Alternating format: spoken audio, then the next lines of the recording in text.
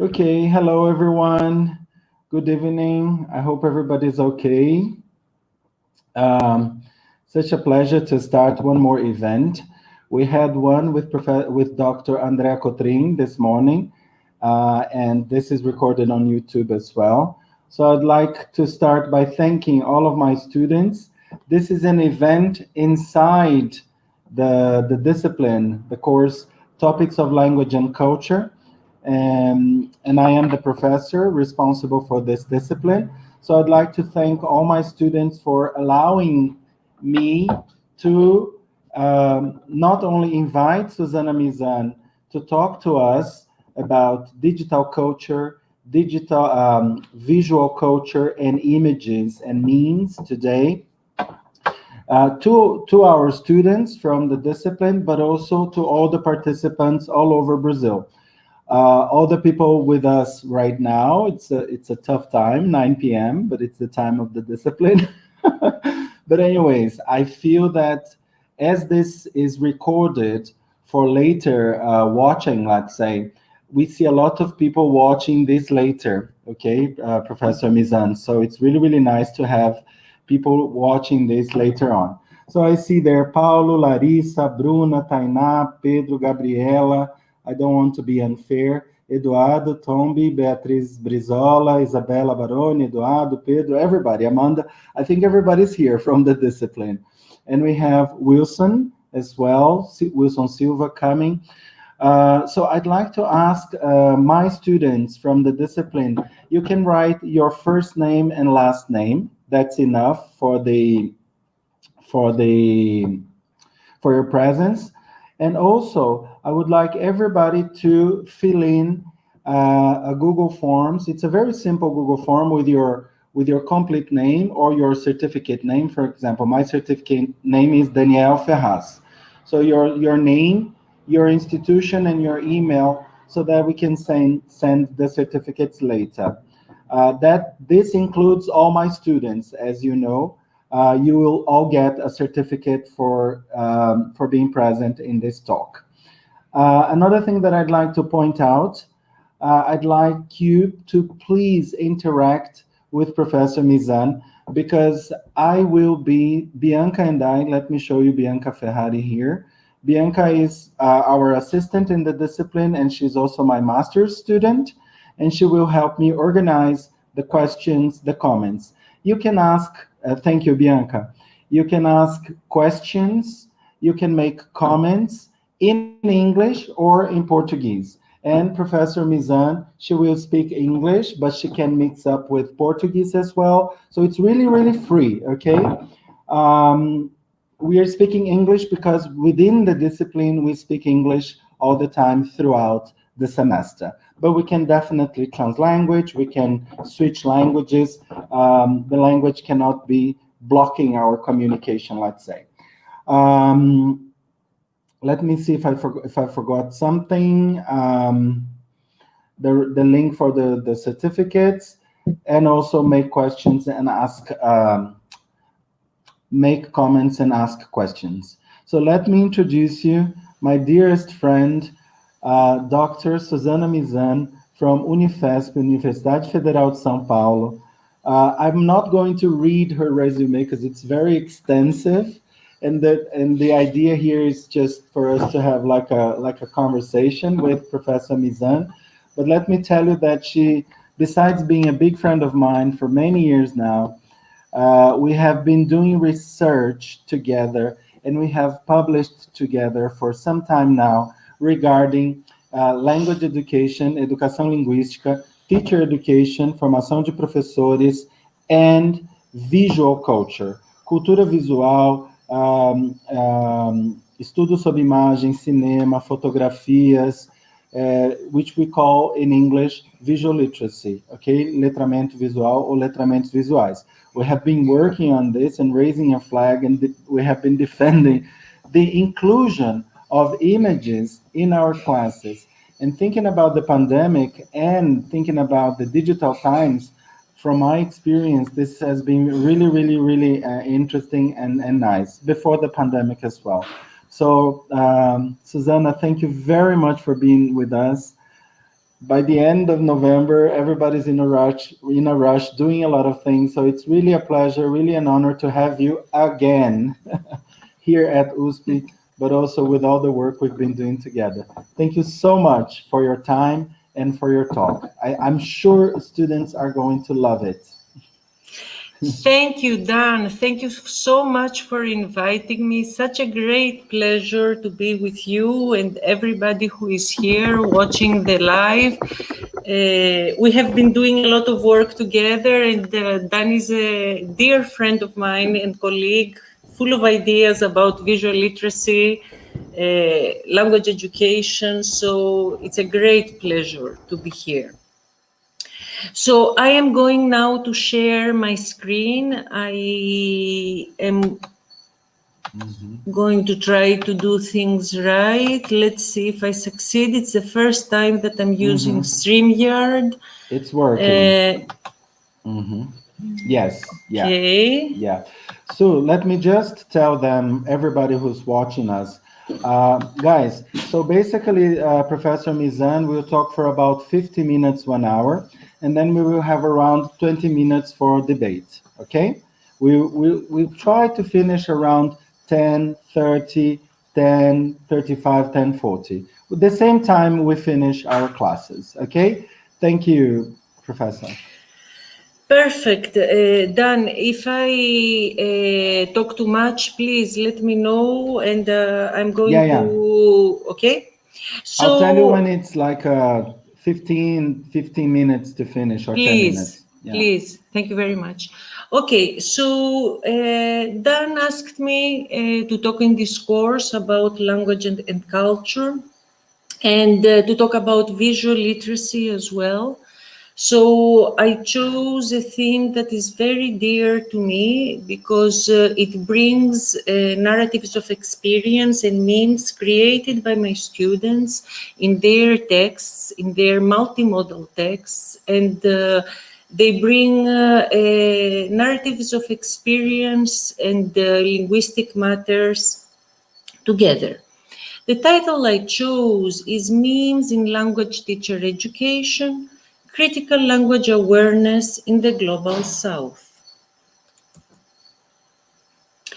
First, I'd like to start by pointing out that visual literacy nowadays is not the same like in the past.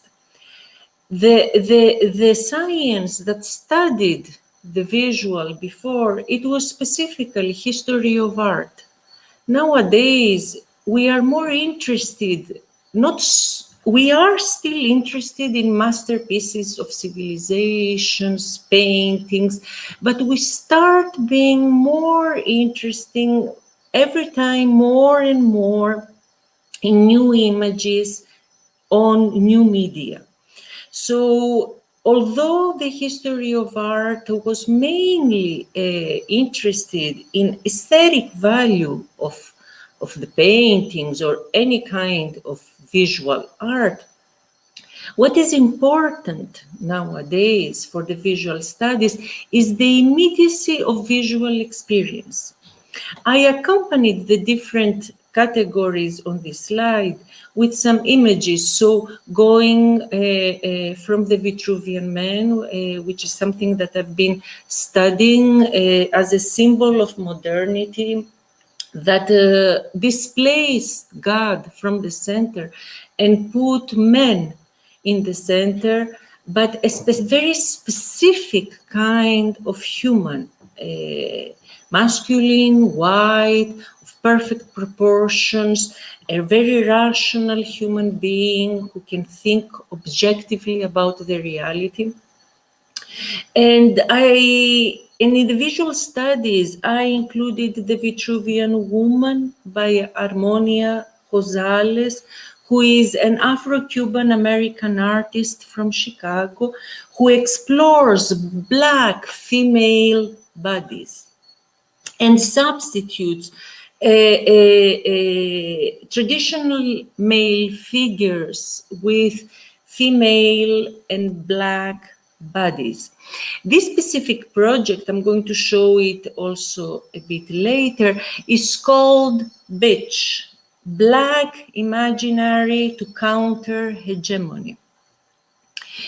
In Masterpieces of Civilization, I put the painting My Preta from 1912 by Lucílio de Albuquerque from the Museum of Belas Artes da Bahia. In the new images, I put a meme of a Black pregnant woman who, together with her baby outfits, she needs to get a life jacket for her Black baby who hasn't even been born yet. And in the aesthetic value, I bring rock paintings from the Serra da Capivara in the state of Piauí. And in the immediacy of visual experiences, I bring a graffiti in London attributed to the artist Banksy. And this image, where it is written, I don't believe in global warming, all the negation is in relation to environmental disaster, brings together simultaneously the conflicting narratives about climate change. Here I am showing you a meme that I received like 2 days ago and shows the difference between the analogic world and the digital world. In the analogic world, we would use Ogia to navigate São Paulo City. Nowadays, we use Waze. We would go through LPs in music stores. Nowadays, we use the Spotify. We would get together with friends on the sidewalk, or we would sit together with people. Nowadays, we get together on Facebook. And we would date, we would meet and date. Nowadays, we have the Tinder. And when I see this meme, it reminds me of the orientações curriculares para o ensino médio and this excerpt from the OSEM. Entendemos que a proposta de inclusão digital remete à necessidade da alfabetização dessa nova linguagem tecnológica e de suprimentos como computadores e banda larga para a navegação na internet. Requer, pois, preparação. Salientamos, porém, que um projeto de inclusão poderá aumentar o sentimento de exclusão se considerar o usuário apenas como um consumidor dessa linguagem, em vez de lhe abrir oportunidade de compreensão do seu papel também de produtor dessa linguagem. We have published with Daniel an article on prosuming images. What does this mean? It means that the users should not only consume language and memes and whatever from the digital world, but they should also produce language, digital language, images, and memes, and whatever. So this is something for us very important, also in the educational environment. Some days ago, I was listening to a researcher who I admire a lot, Sirio Posent, and he said that we don't need to get busy with memes and work with memes inside the classroom. I definitely disagree, and I am going to try to prove my argument today by showing the memes and narratives that students produce in my classroom. And with this slide, I would like to speak about the social changes that have been going on in superior education in Brazil, at least in the last 15 years. And I bring here a post on Twitter made by the Ministry of Education that advertises the scholarships pro uni. This was in 2019 that they posted, and what we see in the image, we see a black girl, probably this is the identity that applies for scholarship, and it has a certain color of skin. But if we look carefully, we see that the hand that holds the diploma and while the finger is pointing at this hand is a white hand. To me, this shows that the qualification we get in superior education through socialization with the epistemologies of the global north, or in other words, with epistemologies of the white man, somehow molds our mind, although we come from the global south, to adopt epistemologies from the global north. Now you're going to ask me, what is the global south or the global north? First of all, the global south exists because the global north exists. The global north would be the locus, the place where you see the normativity, homogeneity, rationality, objectivity, neutrality, science. The global south would be the place of heterogeneity, hybridity, affection. So somehow our universities, our superior education was restructured, but without restructuring the knowledge we get and we discuss in this context. Now, I'm going to start speaking about memes by bringing this meme so that I can talk about some categories through which we can think the memes, okay?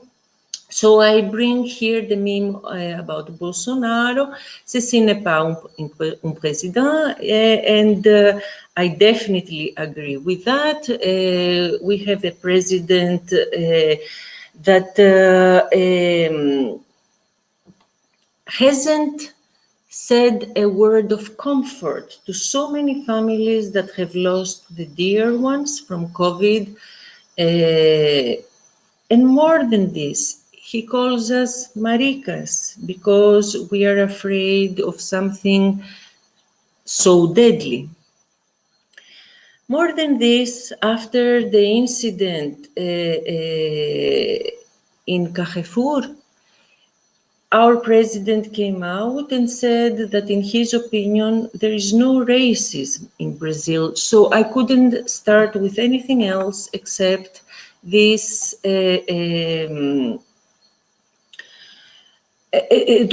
bringing this meme as a form of denouncing those sayings by our president.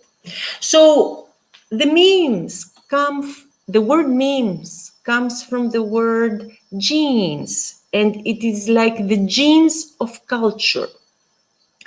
Like the genes, there is an they evolve. The same happens with culture. There is cultural evolution and perpetuates itself. Culture perpetuates itself through repetition and reproduction. When we see a meme, we always have some kind of intertextual and interdiscursive references. For example, in this meme opens a dialogue with the painting by René Magritte, Ceci n'est pas une pipe. which is from the treachery of images, right?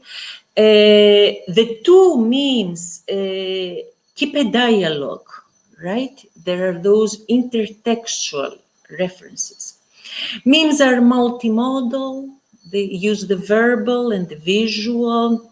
Sometimes they present real people, other times imaginary ones. It is a virtual communicative chain of events. It has a very fast circulation. It's like a viral contagion. It demands previous knowledge. I need to know about René Magritte's treachery of images. I need to know some things about President Bolsonaro in order to understand why this guy is not a president. They usually create some kind of irony, but they also, for the producers of the memes, they encourage an active and critical citizenship. And the circulation of the memes involve decisions made by the producers. Other categories that can be related to memes are the copy's loyalty to the original, lifespan of the meme, and reach. Is it local? Is it global?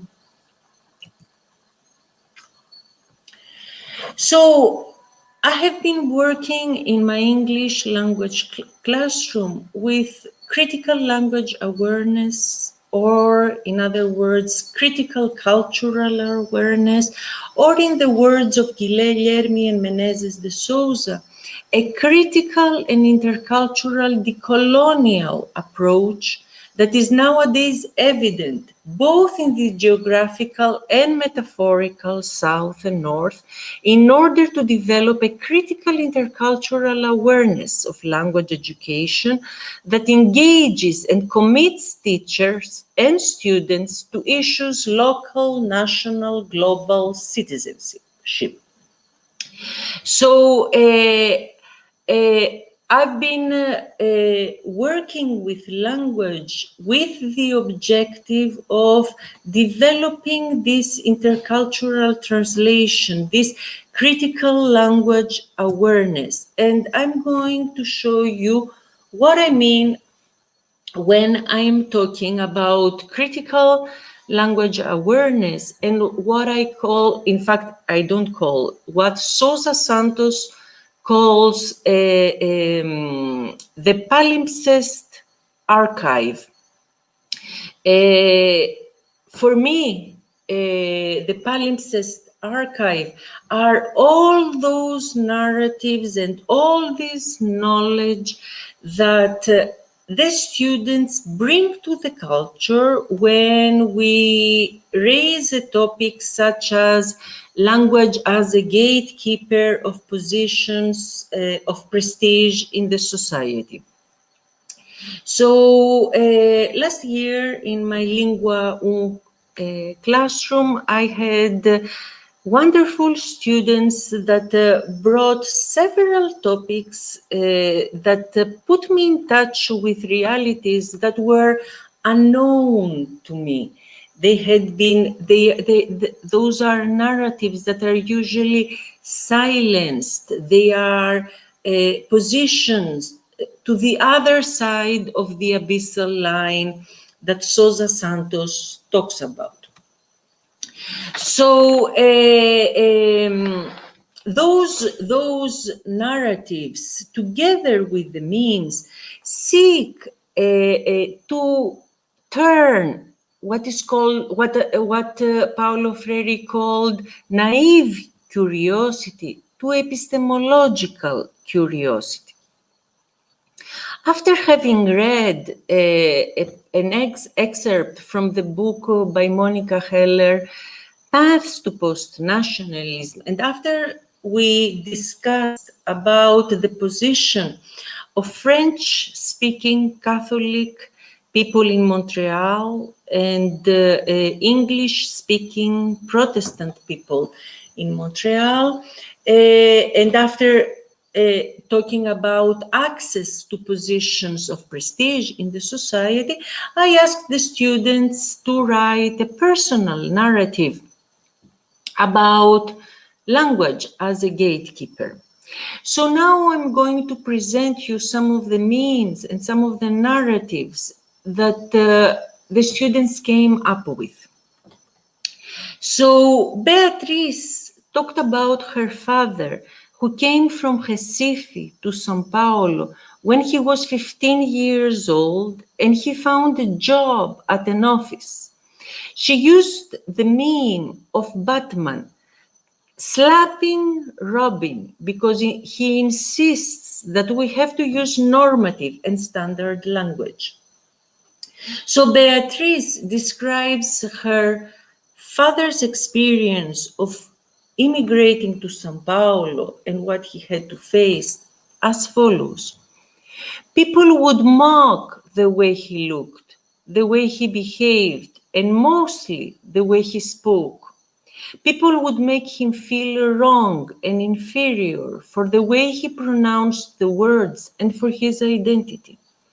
The office people wanted to make language a gatekeeper to my father because of his accent. So here we see the exclusion of certain kind of people that have a certain accent or use language in a certain way in the city of São Paulo.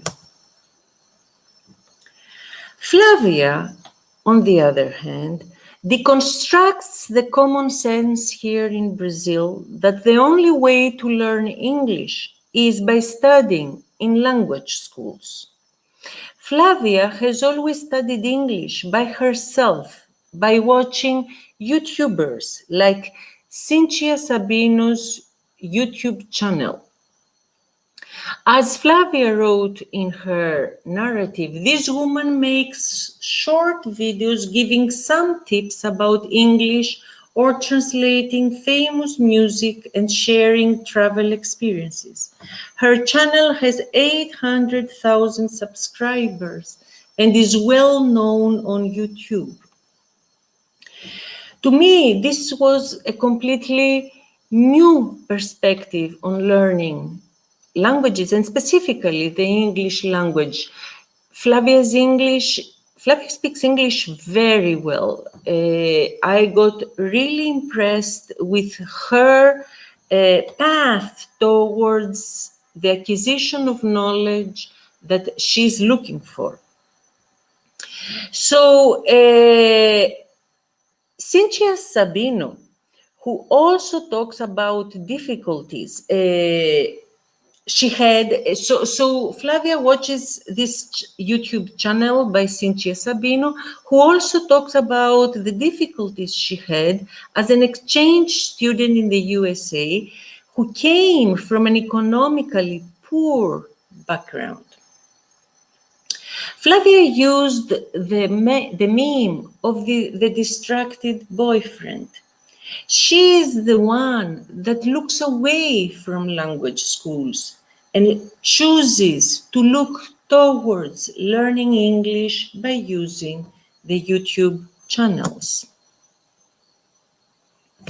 Now, I bring a meme by my student Alan that expresses the belief that also this belief also appears in the orientações curriculares para o ensino médio.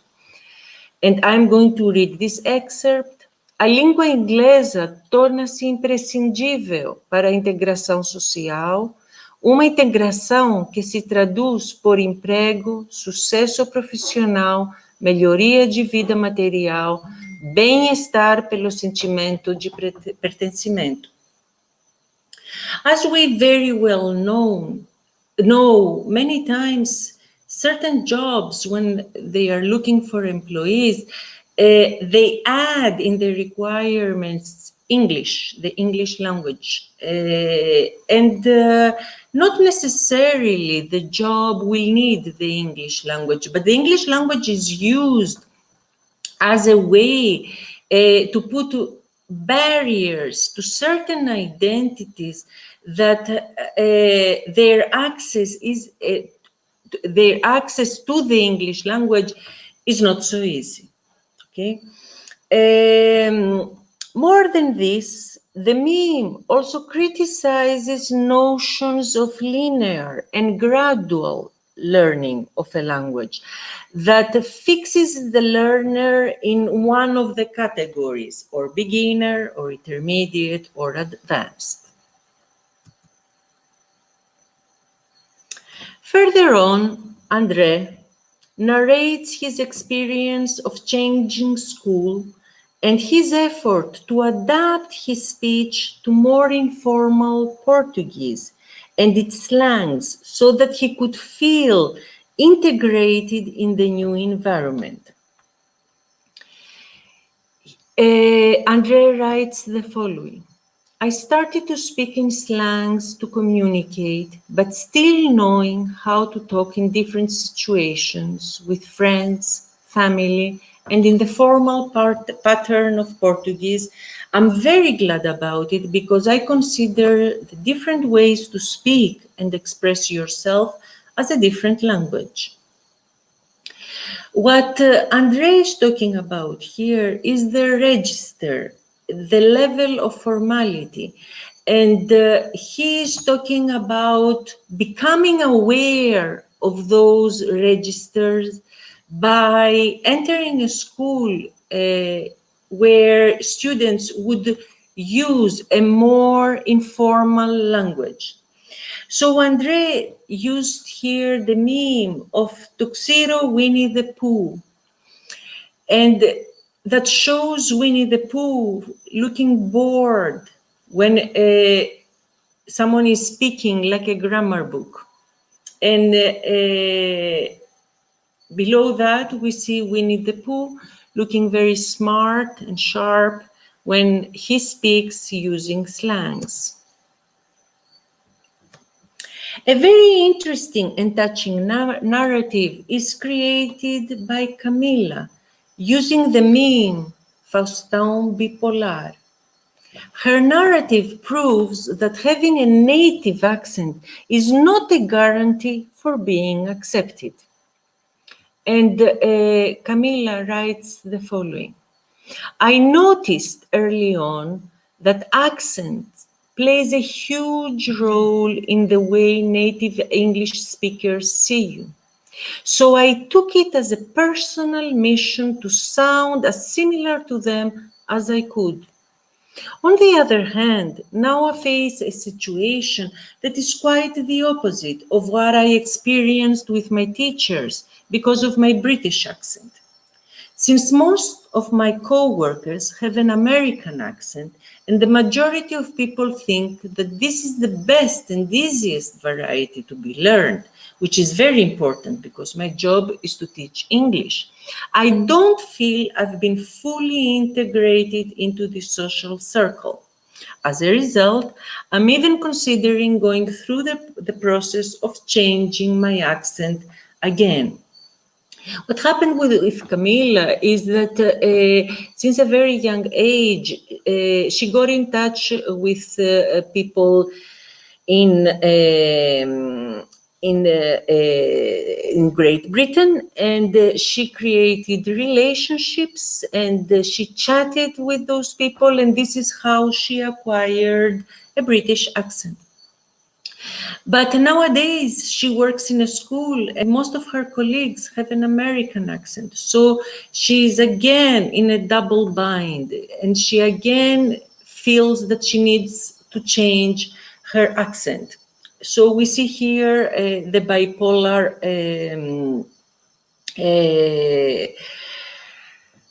what's his name?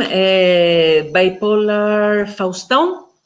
Happy in the front, and looking depressed in the back. Another narrative brings Ana Julia's mother's story. Her mother moved from Bahia to São Paulo, and as she was very competent, her boss told her once that someday she would replace him. A few years later, that day came. Her boss called her to his office, told her that he was getting retired, and offered her his position, but with one condition. She had to lose her strong and beautiful accent from Bahia countryside. After all, her co-workers nicknamed her Bahia. She did lose her accent because, above all, she had 4 children to raise. After a while, I started to notice that the way she talked had changed.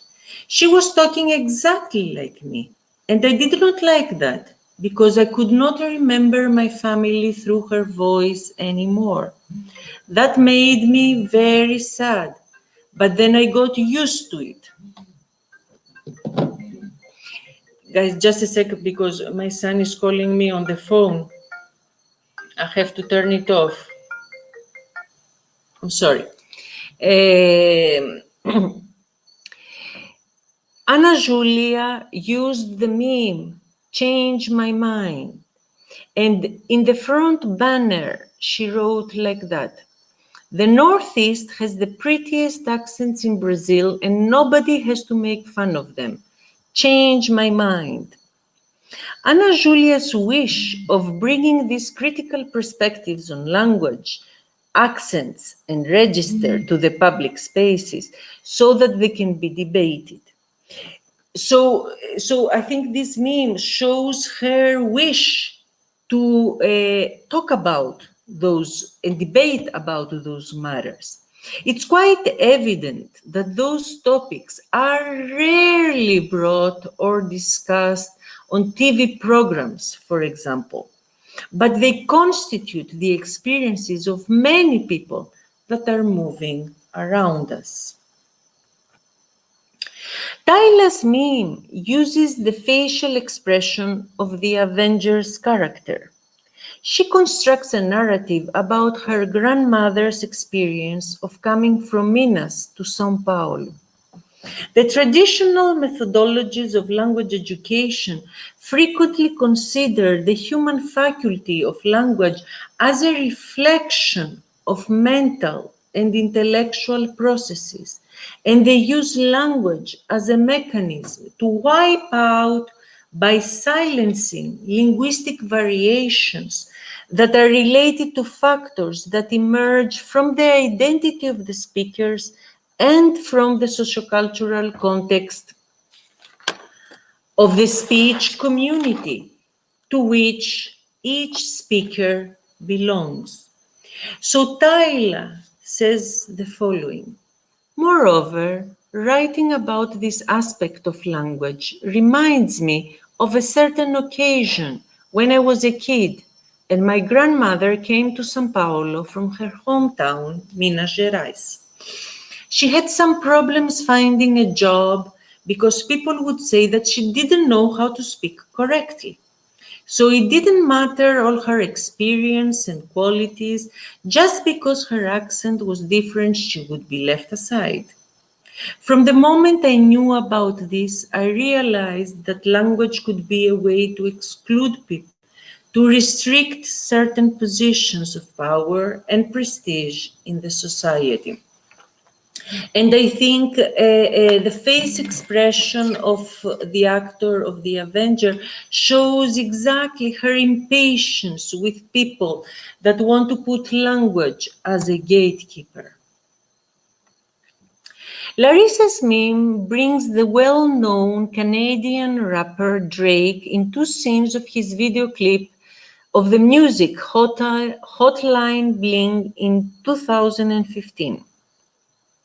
His body language demonstrates aversion in the first image and acceptance in the second. So Larissa writes like that on the meme: "Using normative grammar as a way to oppress other people and thinking you are better than them." What an aversion to this attitude. Learning normative grammar to democratize the access to it and knowing that there are different types of knowledge and ways of speaking. So Larissa writes like that: It came as a surprise to me when I grew up and found out that my aunt, a woman from the Northeast who could tell all sorts of stories, was not at all considered intelligent by most of the other people.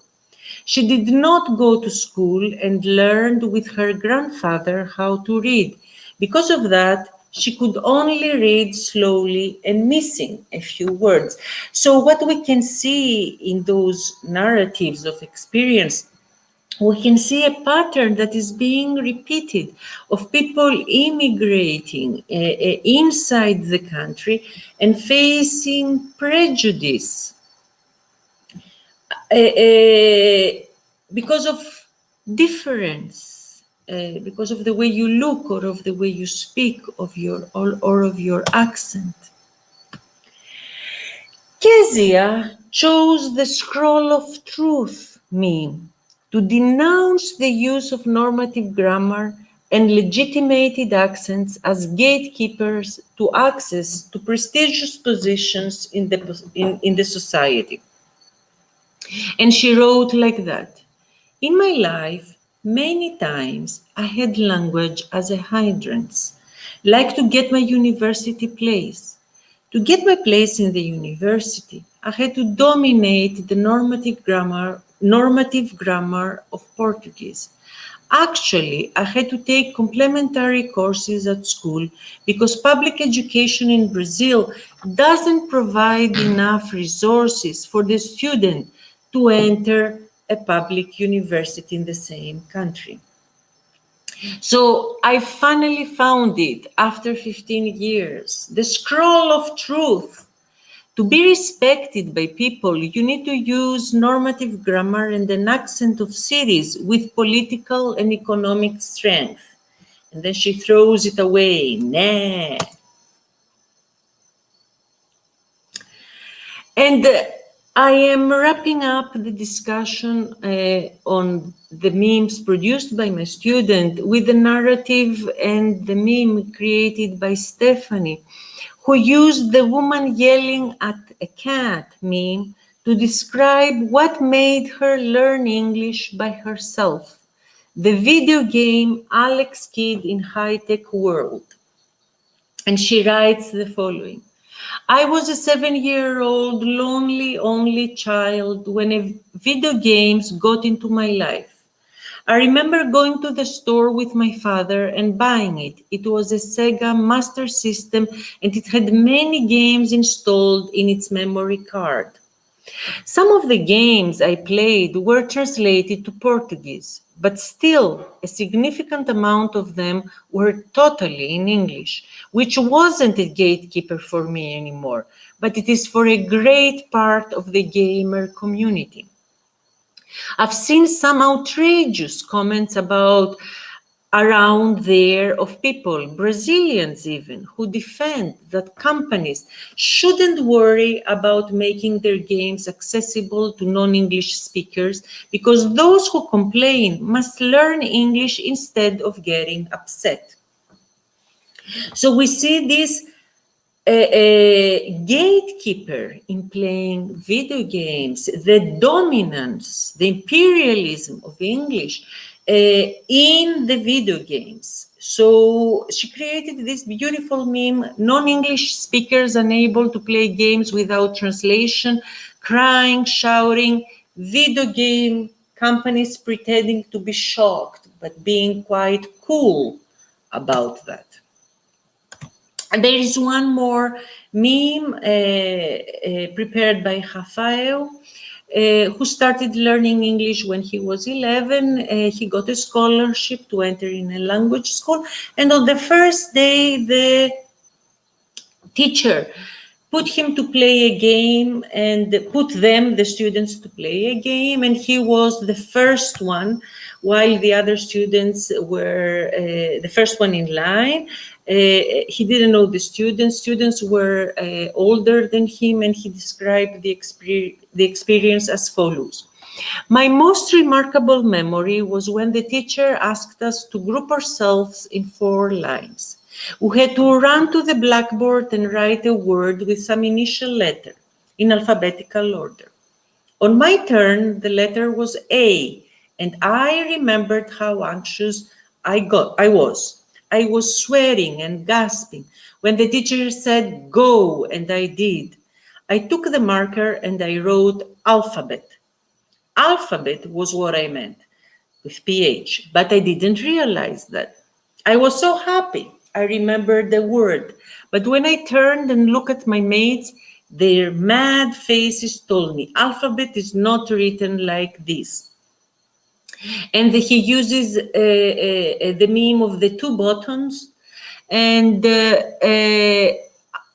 alphabet spelled with F and alphabet spelled with PH. And here we see an attitude of being a policeman towards language, right? Because after all, he made a spelling mistake, but he brings something from his own language, from the spelling in his own language. As I said in the beginning of the presentation, to me, those narratives, together with the memes, represent what Sousa Santos describes as the palimpsest archive. The palimpsest, like there are layers below the abyssal archive that keep appearing. This archive is the result of an intervention in the currently existing abyssal archive, which consists of scraping the surface of what the archive shows in order to identify the marks, traces, shadows, and silences of what was destroyed or produced as absent, invisible, and irrelevant in the process of building the archivable world. So those stories my students are telling me, to me, were invisible, absent, even considered irrelevant until they emerge as a discourse in the classroom.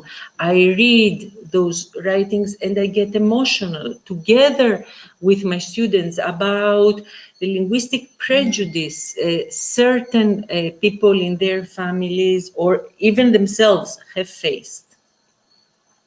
And here I bring another quotation by the book by Grada Quilomba, Memórias da Plantação, a book that I read and loved. It is the product of her doctoral thesis done in Germany.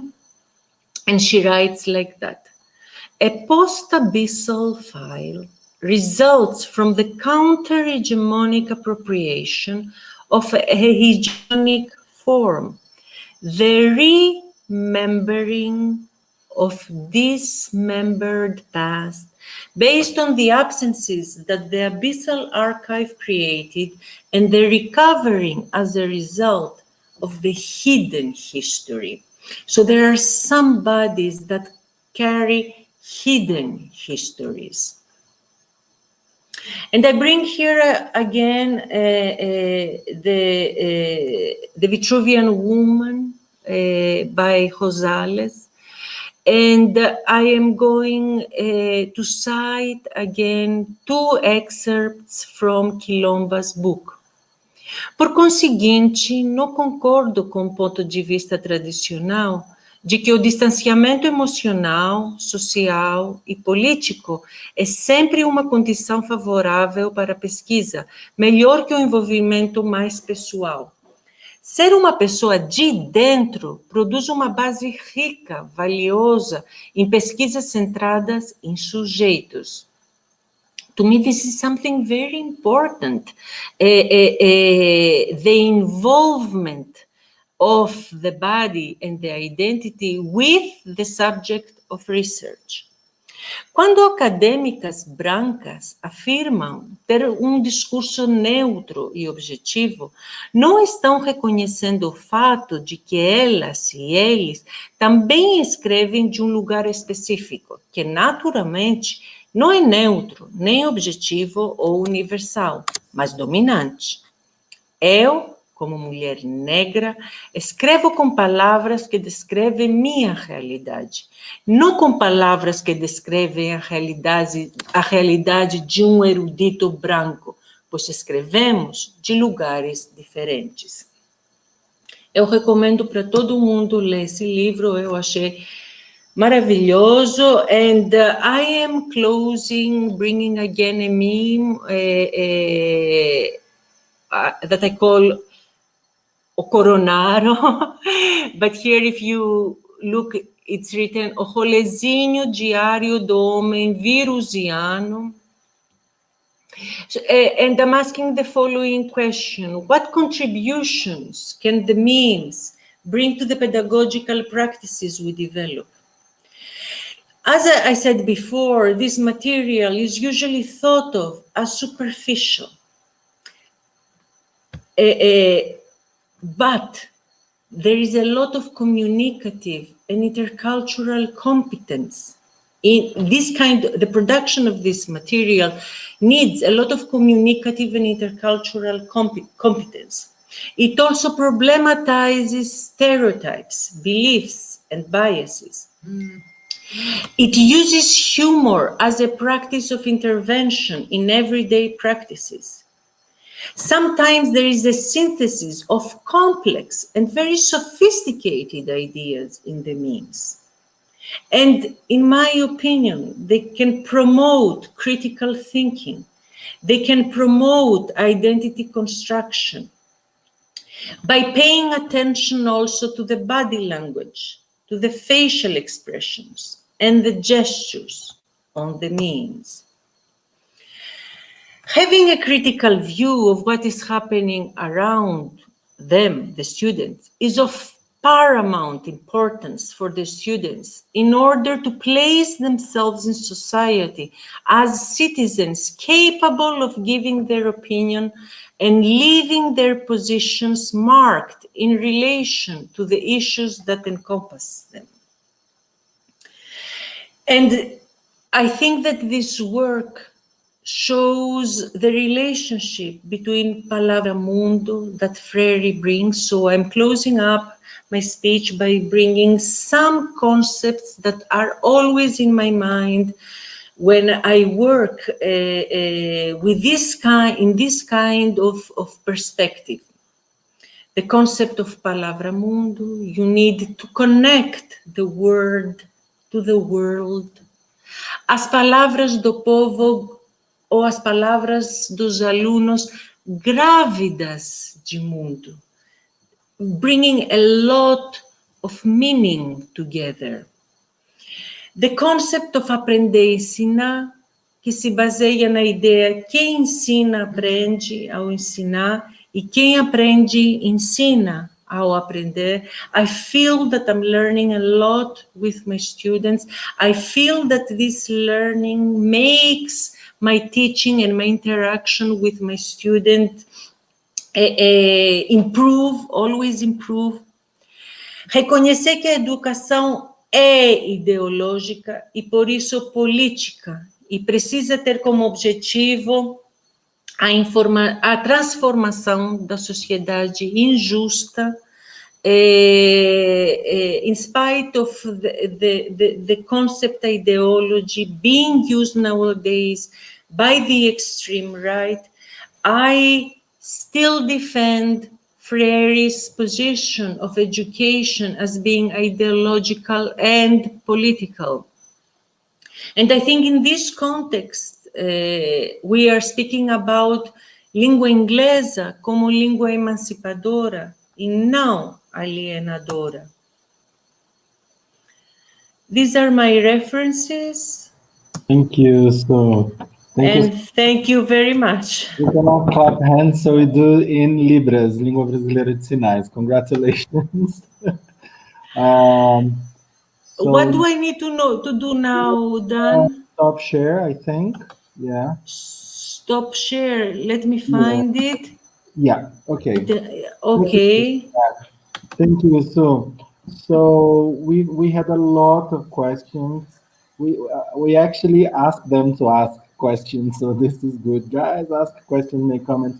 So I will also invite Bianca to join us. And I have some comments here. So first of all, I'd like to thank you for the wonderful and insightful talk. I see that you prepared this just for our students. For me, from your talk, I think it's urgent for us to include not only visual culture such as memes, but this amazing work you've done with your students by producing or choosing memes, but also talking about them. But I think all kinds of images, from films, cinema, photographs, also from literature, from everywhere. Uh-huh. But also, Very important, and Dan. also talk about this critical intercultural awareness in the classroom, because as you know, I'm teaching language and culture now, and I'm always telling this. So by now, I'm bringing many perspectives in terms of culture, from anthropologists such as Laraya, such as José Luis Santos, but also from Bianca, help me out. We'll start with Stuart Hall from Cultural Studies, etc. Um, so, but so, and trying to make this move in relation to this cultural awareness, that if we have, I have around 35 students. If I have 35 students, I have 35 different cultural identities in the classroom. You know, we have just the impression that we are all the same. We behave the same. We have the same culture because of our education. And so this is very, very, very, very interesting from your talk. Now, the examples from your students, some of them were very shocking, but also very emotional, very critical. And I'd like to remind my students that we discussed all this, the accents, language and power, language and politics in sociolinguistics. Um, and the examples you showed, they portrayed for me, they were shocking because they were not subtle. Students really positioned themselves. They involved job change, the lives of their families, prejudice, language, and power again, and how we hear from São Paulo, we Paulistas and Paulistanos in general, maybe from the southeast, how we position ourselves in relation to Brazil as the imperialists, as the colonizers. We cannot forget that, right? So this is very, very important, I think, for us to discuss. Totally And agree, and then Dan. and then Bianca will join us. Do you think? Yeah, yeah, yeah. Please, if you want to complement my ideas. Yeah, I think we should be I think aware that there has been a social change inside our superior education. And in fact, we need to recognize our privilege. The fact that our generation had occupies a locus of privilege that our students probably don't have. And in fact, we will know very little our students, their backgrounds. And in fact, to teach anyone, you need to open a conversation and get to know. They need to get to know me, and I need to get to know them, so that we can build a kind of relationship that can lead to some kind of knowledge, of exchange of knowledges. And I think this is what has been happening. And I think it's a way of me approaching them and them approaching me, because I also teach them things about the academic world, about questions of language and culture. And they bring their stories as example, experiences, knowledge, okay? Because experiences are knowledge, okay? So I get very touched when I read those narratives, and this I think helps a lot in the relationship and in the environment we build inside the classroom. Are the narratives about the memes, are they shared amongst the students so that everybody knows, or is it something that they do, or they share just with you? Dan, what a good question. Unfortunately not. They are not shared because all that semester I worked with Moodle, and they would send me their writings personally. But there have been some years I have worked with blogging. And then there is more interaction. Sometimes they read, not always, but there is more interaction. No, they didn't know each other narratives. That's why I asked most of the students whose memes I showed and their texts to come to this live to see what I'm talking about, because also they don't have this interaction among their writings. Okay, great. So I'll leave you with Bianca. I hope everything is okay there on YouTube. We are on StreamYard, streaming to YouTube.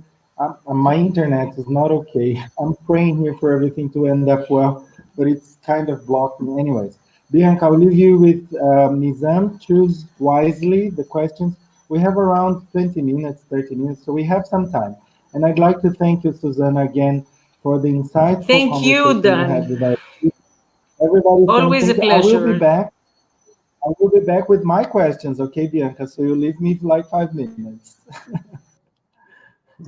Oops, sorry. Okay. I removed this. Thank you, Danielle, and thank you, Professor Souzana. It's always a pleasure to hear what you have to say. It's always thought-provoking, especially with the images, because it's not something that we normally see, and we should. And there were lots of compliments on the chat, people saying that it was a great lecture here, maravilhosa. Thank you, Souzana. So I just want to point that out. Thank you, Bianca.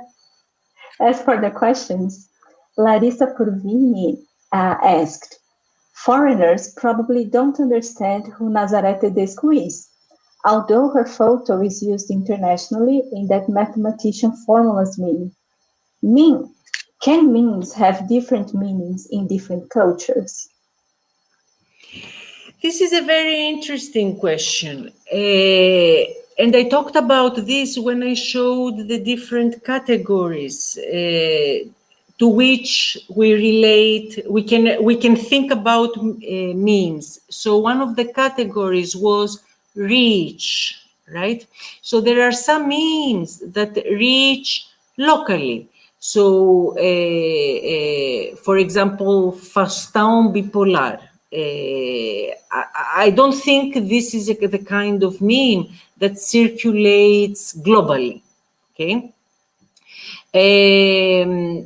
But my suspicion is that when they do circulate globally, they acquire different meanings in different contexts. Okay, so I think this is the interesting part about memes. To me, they remind a lot the relationship between estrutura e acontecimento do Derrida. Okay, so I have a meme like René Magritte's painting. Okay, I start from this. Okay, and then I have a chain of reproductions, okay, that acquires each reproduction, each event acquires meaning locally. So I am not really sure that the meanings would be shared when they travel globally. This is I have never researched this, but I suspect probably this is what will happen. Great, thank you. Here I have a comment, not a question. Alisson Gonçalves said, os atores desse meme refizeram a foto agora recentemente. Eu acredito que o Alisson esteja se referindo ao meme daquele homem negro correndo, de um meme, em uma imagem ele está correndo para um lado e no outro ele está correndo para o outro. Ah, sim, é o meme Speaking English to get a job, não é isso? Se eu estiver falando o meme errado, Alisson, e você quiser me corrigir no chat, por favor, eu consigo pegar aqui. E não sei, professora, se você quer comentar a respeito dessas reformulações que às vezes os memes podem ter. Então, se você entrar no Meme Generator, você vê que, em princípio, o que muda são as falas. Então, você tem as imagens do meme e você mexe na parte verbal. Se não me engano, dá para mexer também nas imagens. Mas o que eu notei nessas aulas que os alunos produziram esses memes, é que eles raramente mexem na imagem, eles mexem mais na parte verbal. Então, eles escolhem a imagem em relação ao conceito que eles estão pensando. Okay? E dali eles recriam a parte verbal. Pelo menos essa é a minha impressão, porque nenhum dos alunos não mudou a parte visual. Foi principalmente a parte verbal. Então, escolhe a imagem como se fosse um conceito que representa o que emerge na narrativa e mexe na parte verbal. Não sei se entendi bem a pergunta, mas é isso que eu observei. Sim, acho que respondeu, sim, e o Alisson me corrigiu no chat. O meme a que ele estava se referindo era o do moço olhando para a moça passando, enquanto tem uma do lado dele. Ah, sim, eu vi que tem novas reproduções disso. Se não me engano, tinha uns com o Bolsonaro. Não cheguei a ver esse dele. Eu acho que eu vi, sim. Eu acho que mudavam as caras. Somente. Então a estrutura também continua a mesma, só muda o rosto. Continua mesmo, só que eu acho que tinha, era o Bolsonaro, não lembro, mas eu vi uns dias atrás, esse que o Alisson está se referindo. Ah, legal, obrigada, professora. O Guilherme Zig traz também uma questão, agora em inglês. He asks, Susana, I'm very keen on the notion that critical semiotic citizenship entails learners to produce language besides just consuming it. This morning, Andrea mentioned how important it is to promote aesthetic empowerment over facts that may be sociologically unrepresentable. I couldn't agree more, especially due to my interest in the arts as a form of expression that defies logocentrism. Your classroom examples are quite interesting in that they represent a complex creative process and metacognition that is present at all levels of proficiency. Do you see any similarities between the process of production of those memes and some kind of artistic process? Ziggy, difficult question. Yeah, sure. Because to me, memes, although people downplay their importance, memes is a kind of art. It mixes the visual, the verbal, the gestural, facial expressions. It is a kind of composition, right? of all those aspects. So to me, when the students take the position of the producer of knowledge, to me, they create ruptures in this abyssal archive. What would be the abyssal archive in our context? Our idea that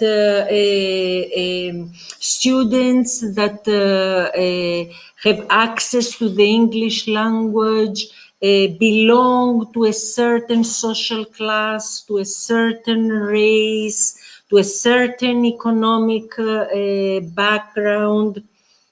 And in fact, this is not true, because nowadays we see people from all races, all backgrounds, when they have the wish to learn this language, they find the path to knowledge. And to me, this is the most important thing. Knowledge shouldn't be something imposed on people. So the way I work with my students, I give them some concepts that can help them think about linguistic matters. So language as a web of significance, language as a gatekeeper, identity and alterity. And then in this context, they can create the memes. Usually I ask the memes. Okay, I think like one of the writings that they make, they include memes. But I try to include in general the visual. For example, one of the things that I ask the students to do when there weren't pandemic times was to take their telephone and take pictures in their neighborhood of shops, stores that use the English language. Okay, and then make an analysis of how languages mix, okay, and the purpose, why the person chose to use the English language for this kind of store, what does it show, what is the effect, how is meaning constructed. So the visual is part of my classes. In spite putting também also a lot of importance to the verbal part. In spite of having those ideas, we know that they need to learn the language as well, to learn the language well. Okay? So the Ziggy, logocentrism is still there. I try to distance myself, but it's not always easy. Thank you, Professor. Another question by Paulo Vitor. He asks, is there a study that demonstrates the implications regarding the use of memes in Brazilian basic education? Interesting question. I have been reading various articles on memes. If I'm not mistaken, most of them talking about applying the memes and using the memes in superior education. This is very interesting. I have never read about memes in basic education, so I think it's something that needs to be studied. Okay, I think those are the brechas, right, in our research, to find what hasn't been researched so much and research this this aspect, right? So no, I haven't read about the use of memes in basic education, but I can imagine the advantages of using of having the students produce memes in basic education. And Professor, if I may, I do have a friend who's taking her master's at university, and she's studying memes on basic education. So if Paulo, that's very nice. Maybe that's we very can have nice. a look at that. Her name is Mariana Ferreira. So I think it's a beginning of a study. Mariana, isn't she Marina? No, Mariana. Mariana, then I don't know her. But you see, the question that Paulo, and the fact that you know that someone is studying that, it shows the need to go deeper into the subject. We are still crawling, right, with the visual culture nowadays, because we need to choose categories of analysis, how to approach those, the memes, different kinds of visual culture, graffiti, okay? So, in fact, we are creating the categories of analysis, okay? So it is something new, in fact. Absolutely, thank you. Sorry, did I interrupt you, Professor? Not at all, Bianca. No. Go ahead. You're doing great. Thank you. We get so nervous when we are on the screen that we get scared. My belly was hurting before the live. I can relate. And Alison Gonçalves has a question as well. He's asking you and Professor Daniel. And he goes, do you see meme production as an exercise of critique? And how can we locate the language of memes in a discussion of decoloniality or decolonial practice? Excellent question. Remind me the first part. Do you see meme production as an exercise of critique? Definitely. Definitely. I think the memes I showed today were very critical about the realities lived by the students themselves or relatives of the students. And those realities are related to linguistic matters, to matters of language and power, social class, and also what I see in those narratives is the position of the woman, especially because whenever they write about the mothers, they are always working mothers. And many times there is a writing by my student that writes about the mother, and then that she asks the mother if she's a feminist, and the mother says, I'm not a feminist. Why? Because this is white feminism. Those women, they never had to fight to go out and work because they have always worked. They are women that have always contributed to the family. Okay, so the mother says, I'm not a feminist. Why? Because she doesn't identify with white feminism. So there are, to me, using memes as a way to get to critical language awareness is a decolonial perspective. Because critical language or intercultural awareness is the decolonial approach.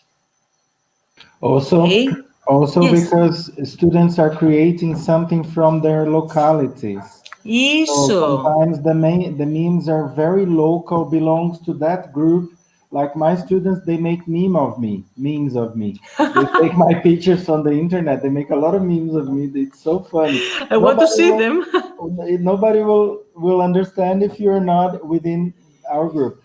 But I'd like to compliment Alison, Professor Mizan's ideas, that I do think that any work with visual literacy, I mean, photographs, memes, it depends a lot on the teacher's preparation and also how the teacher sees language. This is why I think visual literacy has to be together with critical education, critical language education, because we need this revisiting of what we mean by language.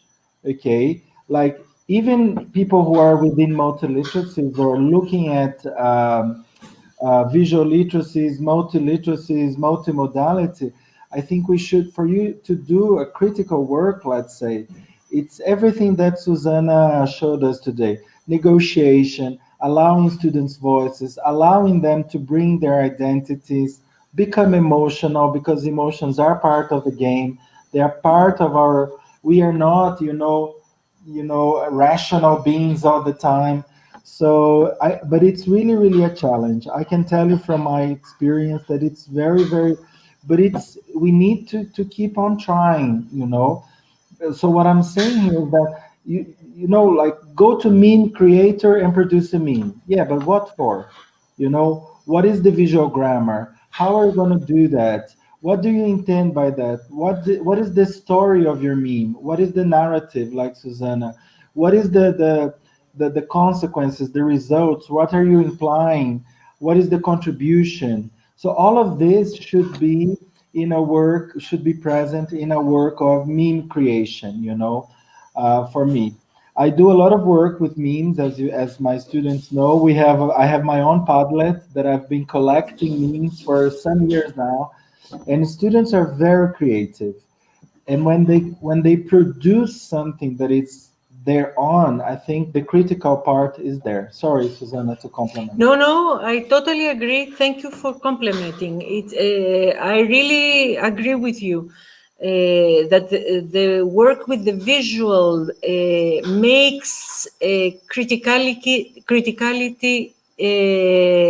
emerge. Okay. Especially because they are talking about they are not talking about some abstract truth, whatever.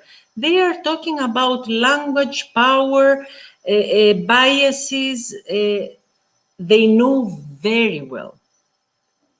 They have been affected by those experiences. Okay, so we see that they talk about the father, the mother, the aunt, the grandma, always coming from Minas, from Bahia, and to us becomes very clear how prejudiced we are in this state, how we oppress difference, linguistic difference, cultural difference. Okay, so to me, all this, as a person who is foreigner, I mean, I am Brazilian, but as a person that doesn't know all those things, this is a great learning. So, ensinar a aprender, que Freire falou. Okay? Quem aprende, ensina, quem ensina, aprende. Legal. Acho que temos uma última pergunta, não é isso, Bianca? E time is almost over. Vamos lá. Vamos lá, então. Alceu Santana pergunta: vocês acreditam que o meme é um construto genuíno dos usos das redes sociais, ou ele já estava presente de alguma outra forma, mesmo antes desse advento? E tem uma perguntinha, se vocês quiserem só pincelar, eu sei que o horário já está acabando, né, Daniel? A Mariana Dantas pergunta: how can we work to develop students' visual literacy through memes? Então, se puder juntar as duas perguntas, tem uma resposta. The first one, guys, I suffer from a lapse of recent memory. Can you repeat the first one, No problem. Bianca, please? Vocês acreditam que o meme é um construto genuíno do uso das redes sociais, ou ele já estava presente de alguma outra forma antes do advento? Very nice question. I think that nothing is new.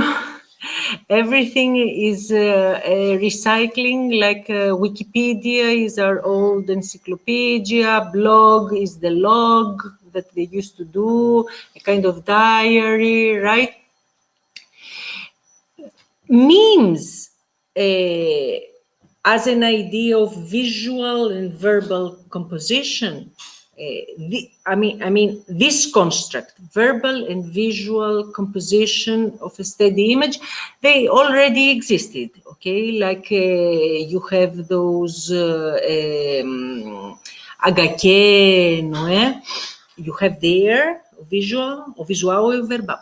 Now, what is different on the digital is this kind of chain reproduction, this kind of continuous events developing the structure, okay, in a speed that sometimes is something very fast. I think this part is new, okay? Now remind me the second question, Bianca, please. If we can work with visual literacy using memes. How we can do that, yes. The how, guys, I am not going to impose here a methodology because I am against, okay? The how, I think, is with each one of us. By talking with your students, like I remember that the day I said, guys, this writing, you are also going to prepare a meme. I remember the class started shouting, wow, great. I was making a suggestion and I saw that it was well received. Not only it was well received, people produced beautiful work. So I am not going to say the how. I think each one of us should find the way according to the person he or she is and the public you guys have. And we need to walk slowly and find our way through this maze, because the visual studies is something completely new. As with Daniel, we always, when we write together about the visual, we always, it's like a trip we take, because it's not that we can cite a lot of different works on what we are writing. For sure, we come with theories of decolonization, post-structuralism.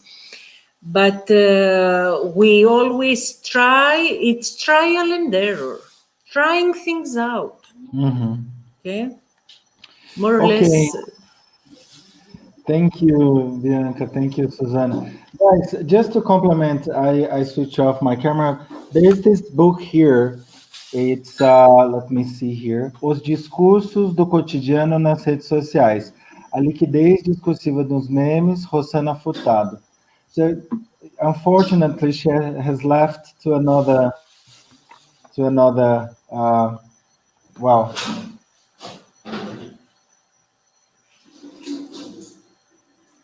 a PhD dissertation, her doutorado. Ela está trabalhando com os discursos, a linguagem para Bakhtin e os memes. Então, é uma pesquisa muito interessante. E Mariana também tem o meu livro do mestrado, que eu falo de letramento visual nas aulas de inglês. Já é um livro mais antigo, mas que na segunda parte do livro tem muitas questões lá. Então, tanto esse daqui, que é uma tese, eu posso colocar no Moodle para vocês, quem quer saber mais de memes, aqui mais da parte teórica, aqui é Bakhtin, e também eu posso colocar uma parte do meu livro, que tem muitas ideias lá, já são mais ideias mais antigas, mas às vezes dá para aproveitar. I think we have to thank, right, Bianca? Thank Professor Mizan for being with us once again and for sharing those beautiful narratives. Thank you very much, Souzana, and thank you all for being here. Thank you, Daniel. Thank you, Bianca. Thanks, everybody who stuck with us until late hour talk about memes. Thank you, guys. Thank you, guys. So this is my email is there, danielf@usp.br or glusp@gmail. And remember that this class from Professor SOuzana MIZAN will be on YouTube for you to help us spread the news and for everybody to watch it later on. Thank you very much. Obrigado, Suzana. Muito obrigado. Thank you, guys. Thank you so much. Obrigado, gente. Thank you.